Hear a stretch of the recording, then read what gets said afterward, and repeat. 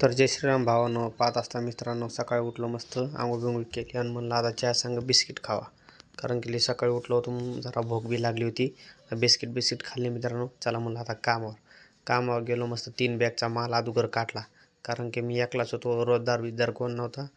एकल्याची परेशानी होऊ लागली मित्रांनो. पाहत असताना माल काढला मी. मस्त आता पाणी टाकत आहे. मोटर चालू केली. म्हणलं बाबाला म्हणलं मोटर चालू करा, मोटरने पाणी टाकतो. हे पहा आता माल काढून द्यायला. म्हणलं चला आता आपणच बांधकाम चालू करा. आता पप्पा आणि मी दोघंजणच बांधकाम चालू करू लागलो. हे पहा मित्रांनो, दोघंच जण आहेत आम्ही. पप्पा त्या काठाला, मी ह्या काठाला. झाला म्हणलं आपली दोरी झाली. आता चला आता सांधे भरून घ्या. आता मस्त आता सांधे भरत आहे. कारण तुकडा बी लई मोठा होता, त्याच्यानं म्हणलं 2-3 थर तुकड्याची घ्या, मग आपल्या अख्खा हित चलते मित्रांनो. कारण की जास्त तुकडे का कामीचे नाही मागं राहिले. तेवढ्यात काय मित्रांनो, वारं बिरं एवढं चालू झालं, लयच भरपूर चालू झालं. या काठाची त्या काठ नुसतं चक्रीवादळ चालू होतं. 4:30ला सुट्टी केली. 3-3:30 वाजल्यापासून चालू होतं काम चालू. हे पहा वरून शेवरी ना, ती वरून शेवरी माझ्या गाडीवर पडता वाचली.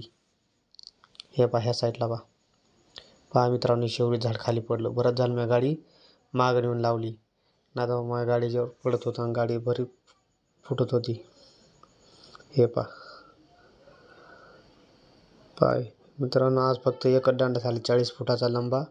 हे पहा त्या काठापर्यंत 40 फुटाचा दंडा एक कंप्लीट झाला. मी एकलाच होतो माल काटायला, माल बनवायला, काही करायला. एकट्याच बेजार. हे पहा मित्रांनो, किती वार लागलं. मित्रांनो, नवीन असताना सबस्क्राईब करून घ्या. आजचा ब्लॉग इथे समाप्त करत आहे.